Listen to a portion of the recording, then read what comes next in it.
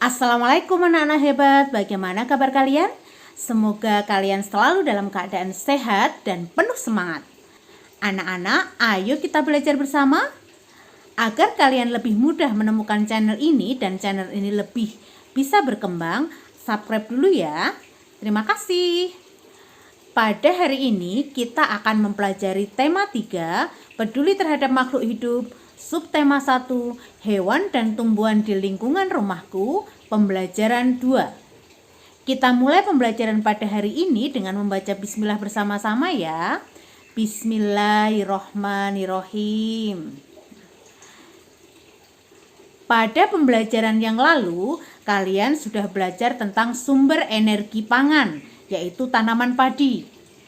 Hak kita adalah memanfaatkan sumber energi, sedangkan kewajiban kita adalah menghemat energi tersebut. Nah, untuk menghemat sumber energi pangan, berarti kita tidak boleh membuang makanan ya. Perhatikan teks yang ada di buku tema 3 kalian, halaman 7. Setiap hari, Benny, adik, dan kedua orang tuanya selalu makan malam bersama. Di keluarga Benny, semua orang diberi kesempatan untuk mengambil nasi sendiri. Ibu Benny selalu berpesan, ambil secukupnya.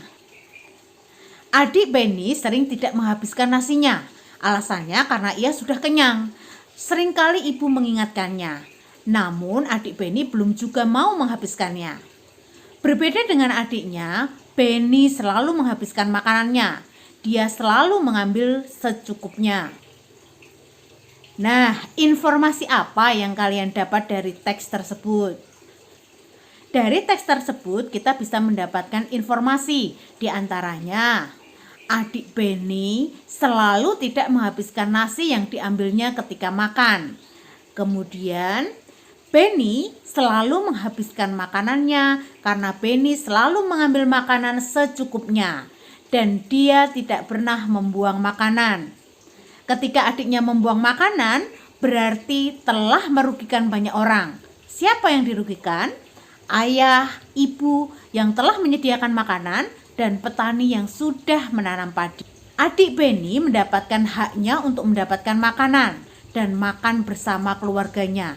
Tetapi dia belum memenuhi kewajibannya karena masih membuang-buang makanannya. Ketika Benny telah menghabiskan makanan, maka Benny selain sudah mendapatkan hak, Benny ini juga sudah melakukan kewajiban. Selain sebagai makanan pokok, padi juga bermanfaat sebagai penghasil oksigen loh. Begitu juga dengan tumbuhan yang lain pun bermanfaat untuk kita. Kita memiliki hak untuk memanfaatkan tumbuhan yang ada di sekitar kita. Untuk itu, kita juga harus melaksanakan kewajiban secara bijak dalam memanfaatkannya, melestarikannya, dan terus menanamnya, dan tidak menebang sembarangan, agar ketersediaan dari tumbuhan tersebut tetap terjaga sampai generasi yang akan mendatang. Ingat ya, makanan adalah sumber energi. Kita tidak boleh membuang-buang makanan. Membuang makanan artinya kita boros energi. Berpikirlah kalian sebelum membuang makanan, karena makanan yang kita peroleh itu membutuhkan waktu yang cukup panjang untuk memperolehnya. Nah, sekarang ayo kita pelajari proses penanaman padi hingga diolah menjadi nasi. Berapa lamakah padi itu bisa menjadi nasi? Kita perhatikan sama-sama ya. Di dalam layar kalian bisa melihat peta pikiran cara budidaya padi. Dimulai dari hari pertama, bibit padi itu direndam. Di sini bibit padi direndam selama 1 hari 1 malam atau kira-kira 24 jam ya. Kemudian setelah direndam dan ditiriskan, bibit padi ini mulai disemai. Nah, pada hari kedua sampai dengan hari ke-15 atau biasanya ada yang meniriskan dulu 1 hari baru kemudian disemai. Nah, kemudian yang ketiga, bibit padi ditanam di sawah. Ini terjadi pada hari ke-16 nih ya.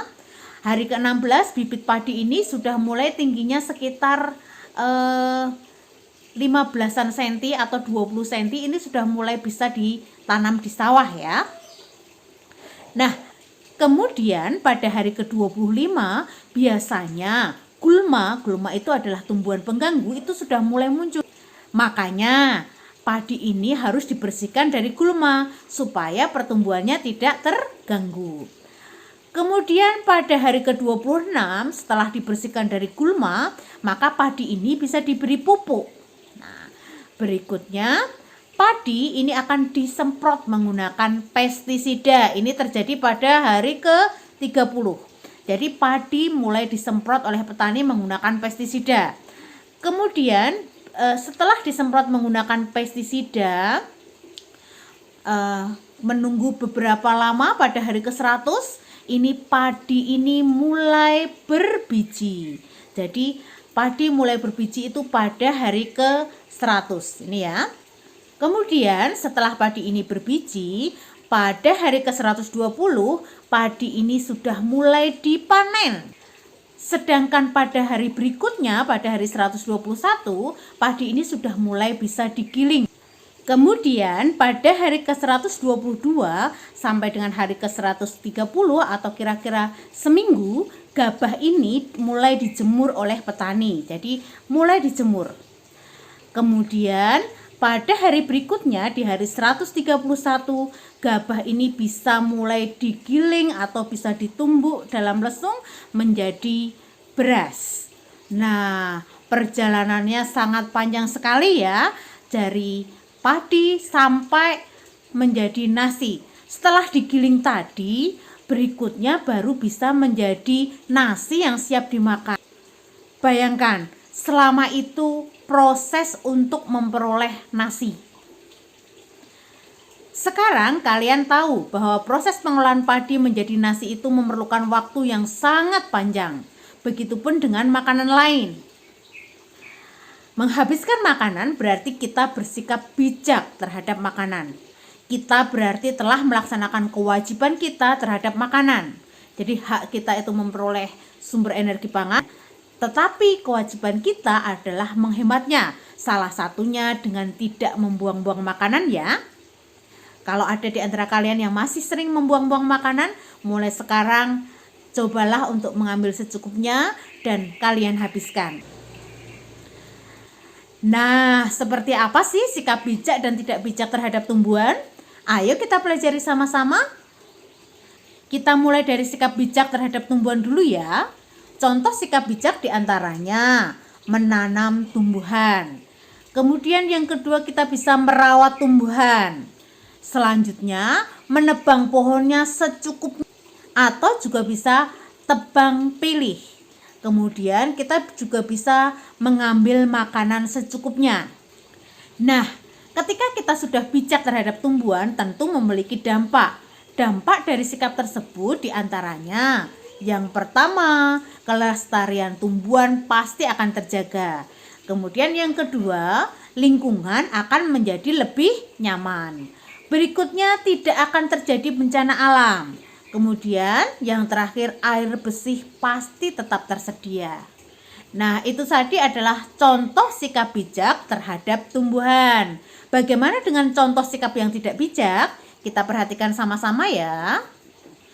Contoh sikap tidak bijak terhadap tumbuhan diantaranya, yang pertama kita tidak merawat tumbuhan.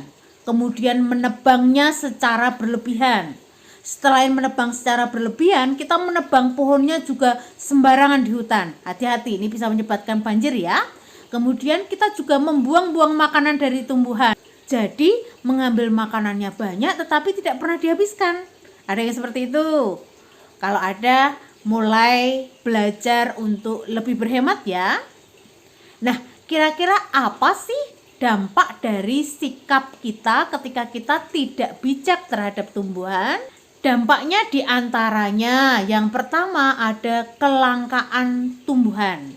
Kemudian yang kedua, lingkungan itu menjadi tidak nyaman. Selain lingkungan tidak nyaman, bisa juga menimbulkan bencana. Bencana banjir ya, ketika kita membuang sampah sembarangan akan menimbulkan bencana banjir. Dan hak orang lain juga tidak terpenuhi.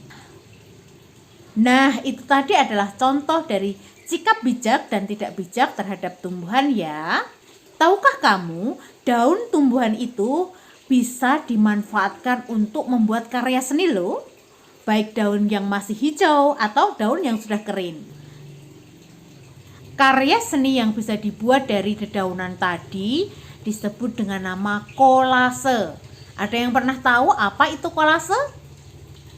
Kolase itu merupakan suatu teknik seni menempeli berbagai macam bahan pada permukaan gambar.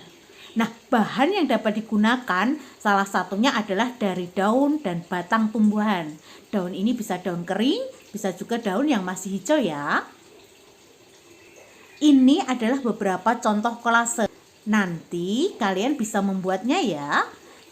Kalau ini daun-daunnya mungkin dipotong dalam pulau kecil-kecil atau mencari daun yang ukurannya kecil. Kalau ini dari daun dan batang. Oh, ini tadi juga ada batangnya ya. Kemudian ini daun dan batang juga. Ini daun dan bunga. Nah, nanti kalian bisa mencoba membuat kolase dari dedaunan dan ranting ya. Anak-anak, ayo kita berlatih. Pada pembelajaran ini terdapat 2 tugas. Tugas yang pertama adalah kalian mengerjakan latihan pada buku tema 3 halaman 10. Buku paket tema 3 halaman 10 ya.